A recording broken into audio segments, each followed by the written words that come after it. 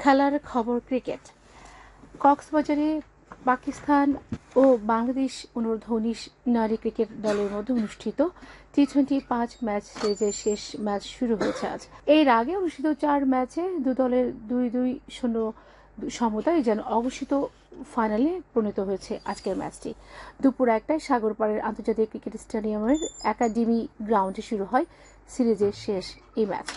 টসে জিতে প্রথমে বোলিং বেছে নেয় পাকিস্তান দলের অধিনায়ক ইমাম নাসের। পরে অধিনায়ক সাদি ইসলামের নেতৃত্বে ব্যাটিংয়ে নামে বাংলাদেশ দল। বেলা 1:40 পর্যন্ত তাদের সংগ্রহ 9 ওভারে 5 উইকেট হারিয়ে 41 রান। এর আগে গত 3 ডিসেম্বর থেকে 10 ডিসেম্বর সিরিজের 4টি ম্যাচ অনুষ্ঠিত হয়, এতে দুই দল সমানে সমান। এদিকে আগামীকাল বাংলাদেশ সফর শেষ করবেন পাকিস্তান অনূর্ধ্ব-19 নারী ক্রিকেট দলের সদস্যরা।